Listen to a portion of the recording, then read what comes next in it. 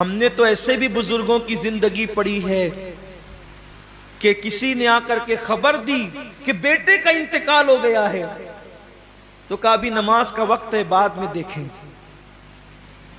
अभी नमाज का वक्त है, बाद में देखेंगे। बल्कि ये तो नमाज है, नमाज।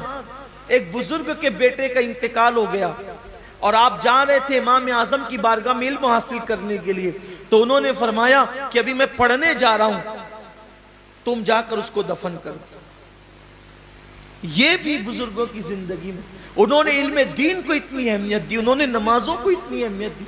यहां तो हाल यह कि अहमियत दीन को है ही नहीं, दुनिया ही दुनिया, दुनिया ही दुनिया, दुनिया ही दुनिया। बल्कि अब तो इबादत भी करते हैं दुनिया के लिए। नमाज भी लोग इसलिए पढ़ते हैं कि नमाज पढ़ूंगा तो थोड़ा मालदार हो जाऊंगा, हज करूंगा तो मालदार। बल्कि ये भी है कि फुला बुजुर्ग की फातिहा करने से माल मिलता है, माल ज्यादा आता है, तो उसी नियत से लोग, मैंने बहुतों को देखा है 11वीं इस नियत से करते हैं कि 11वीं करने वाले जल्दी मालदार होते हैं। वाह रे वाह, बड़े पीर की 11वीं को कितना सस्ते में बेचा तुमने। लोग मुजद्दिद अल्फसानी के यहां इसलिए जाते, बल्कि हजरत मुजद्दिद साहब के यहां वो भी जाते हैं जो और जगह के लिए मना करते हैं, इसलिए कि मुजद्दिद साहब के मजार की खुसूसियत ये, जो वहां हाजिरी देता है वो मालदार हो जाता है। उस मजार की दो खुसूसियत है, मुजद्दिद अल्फसानी के मजार की दो खुसूसियत है।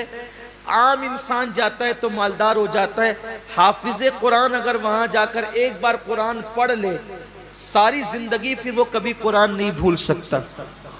मुजद्दिद साहब की मजार की फजीलत ये, इसीलिए बड़े बड़े बिदतियों को वहां पर कुरान पढ़ते देखा गया। 8-8 दिन के लिए आते हैं, 5-5 दिन के लिए आते हैं, पूरा सुनाते हैं। हम कहते हैं नादान, गुलाम की फजीलत तो मान ली,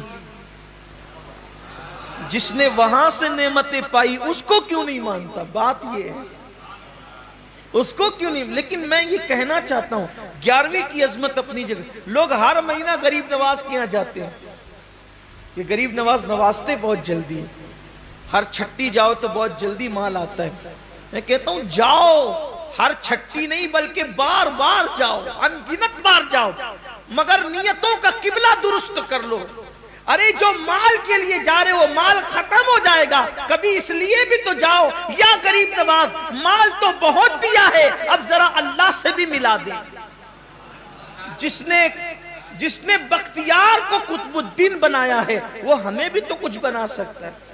जिसने साबिर अलाउद्दीन बनाया वो हमें भी तो कुछ बना सकता है। जिसने निजामुद्दीन बनाया वो हमें भी तो कुछ बना सकता है। बात इतनी है कि बख्तियार गए ही थे कुतुबुद्दीन बनने के लिए, तो उनको कुतुबियत अता कर दी गई। निजाम गए थे निजामुद्दीन बनने के लिए, उनको वो बना दिया गया। हम जाते सिर्फ बेटी के रिश्ते के लिए, बेटे के रिश्ते के लिए, बच्चों के लिए, भाइयों के लिए और रोजी मांगने के लिए, तो हमें उतना ही कुछ मिलता है। हालांकि वो लोग जब लोग मुझसे ये कहते हैं ना कि हुजूर से कहना कि मेरी भी झोली भर दे, तो मुझे तकलीफ होती है। तू क्या और तेरी झोली क्या। अरे जैसा सखी है वैसा मांग। ये क्यों कहते हो कि हमारी झोली भर दो।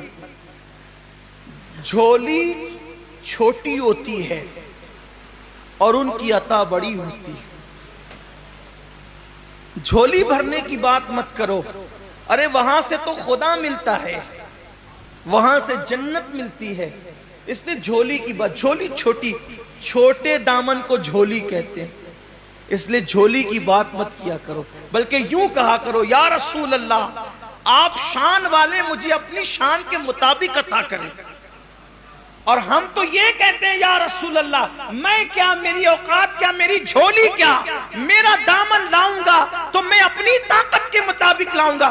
दामन भी दो और झोली और दामन भी अता करो, दामन भी अता करो और दामन में भीख भी अता करो।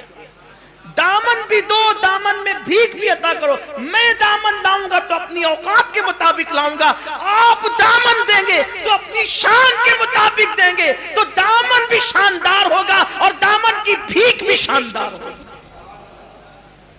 तो जैसा सकी है वैसा इंसान दुनिया ही में पड़ा हुआ है। लोगों को चाहिए कि वो खुदा की रजा हासिल करे, रसूल की रजा हासिल करे। अल्लाह रसूल मिले तो कायनात की हर चीज मिल जाए।